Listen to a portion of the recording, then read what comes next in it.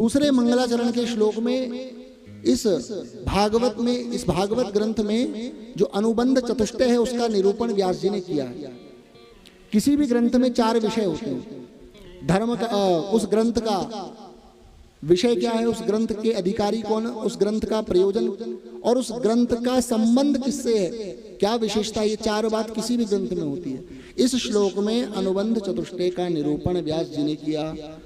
अब आप देखो भागवत क्या कह रही है, व्यास जी क्या कह रहे हैं। हालांकि इस श्लोक की चर्चा पूर्व के दिन में प्रथम दिन भी हुई थी।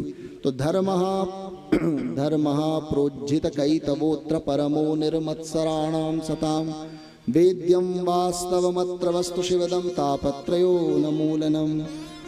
श्रीमद्भागवते महामुनिकृते किं वा परैरीश्वर सद्यो हृदयवरुध्यते कृतभिः शुश्रूषुभिस्तत्क्षणात्। कहा धर्मः प्रोज्झित कैतवो, कौन इसके अधिकारी हैं, नहीं इसका विषय क्या है। तो कहा भागवत निष्कपट धर्म का निरूपण करती है, जहां कपट नहीं। कपट का मतलब अमुक कर्म करने पर, अमुक अनुष्ठान, अमुक पूजा करने पर ये मिल जाएगा, वो मिल जाएगा, ऐसा होगा, यही कपट है जो भागवत में नहीं है, अन्य पुराणों में भरा पड़ा है। इसीलिए यही भागवत को श्रेष्ठ बनाता है। दूसरा निर्मत्सराणाम सताम, इस भागवत के अधिकारी कौन है, कहा जो निर्मत्सर हैं, जिनके अंदर मात्सर्य नहीं, जिनके अंदर ईर्षा नहीं। मात्सर्य मतलब परोत्कर्षा सहनम न इति मत्सरा। श्रीधर स्वामी की टीका, सबसे प्रमाणिक टीका जो भागवत पर है वो है श्रीधरी टीका। श्रीधर स्वामी भगवान शंकराचार्य जी के ही सिद्धांत में आज से लगभग 700-800 वर्ष पूर्व श्रीधर स्वामी हुए। सबसे प्रमाणिक भागवत की टीका उन्हीं की है। उसके बाद वंशीधरी टीका। तो ये सब महापुरुष हैं और इन्हीं के टीका के अनुसार ये जो गीता प्रेस ने जो ये सब टीका बनाई भागवत की, ये उसी श्रीधर स्वामी के ही अर्थ का अनुसरण करते हुए उनके भाव को अखंडानंद सरस्वती जी ने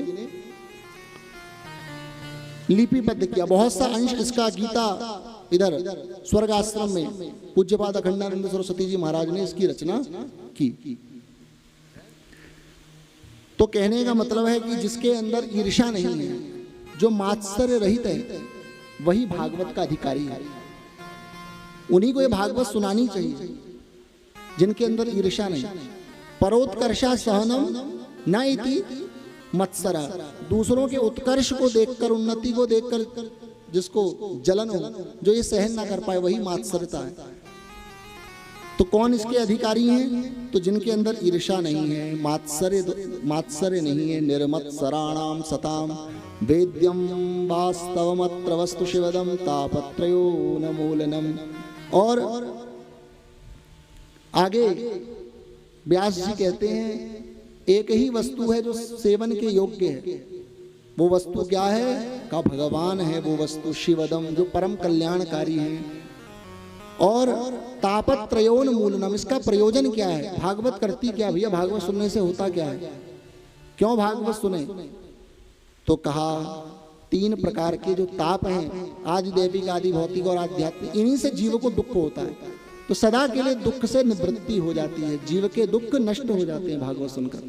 क्यों, भागवत सुनोगे तो ज्ञान होगा और भगवान की भक्ति होगी और वैराग्य होगा। 3 ही तो चीजें चाहिए। कल हमने ज्ञान, भक्ति और वैराग्य की कथा सुनी। ये 3 चीजें ही जीव का कल्याण कर देती है, भक्ति, ज्ञान और वैराग्य। और ये तीनों भागवत में कूट कूट के भरा है। इसमें कोई कपट नहीं है, ये कर लो, वो कर लो, ऐसा मिलेगा, वो मिलेगा, नहीं। उनके लिए भागवत नहीं है। भागवत उनके लिए है जो भगवान के निष्काम भक्त हैं। परंतु ये थोड़ी विडंबना है समाज में कि लोगों को लगता है कि हम भागवत करा देंगे तो हमारी ये मनोकामना पूरी हो जाएगी, ये इच्छा हो जाएगा, ये हो जाएगा, वो हो जाएगा।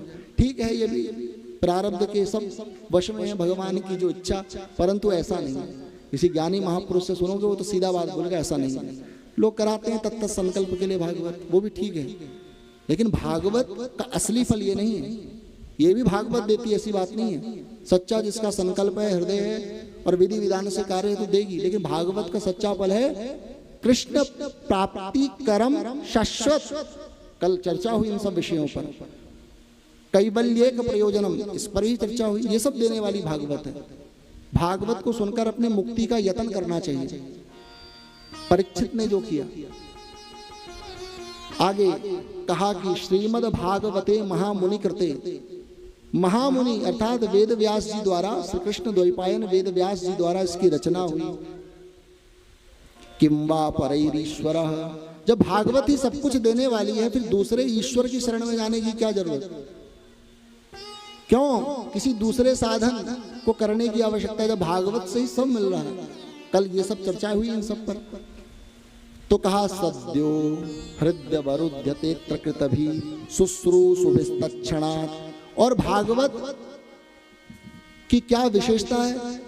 तो यही है कि भागवत अभी सुनी नहीं, केवल जीव के मन में आया कि चलो भागवत सुनेंगे, वहां भागवत हो रही है और अमुक अमुक जो है भक्त भगवान के संत आए हैं, उनके मुख से हम कथा सुनेंगे, ऐसा संकल्प जीव कर ले। अभी सुनने बैठा नहीं, बस केवल मन में आया कि हम कथा सुने। इतने संकल्प मात्र से ही भगवान उसके हृदय में आकर के अवरुद्ध हो जाते। ये नहीं कहा कि बैठ जाते हैं, अरे बैठ जाएंगे तो निकल भी जाएंगे। अवरुद्ध होने का मतलब अटक जाते हैं, बंद जाते हैं, फिर बाहर नहीं निकल पाते। सदा के लिए भगवान का जीव भक्त हो जाता है, और जब भक्त हो जाता है तो भगवान उसके हृदय में बैठ जाते हैं। तो ये भागवत की विशेषता है। तीसरा जो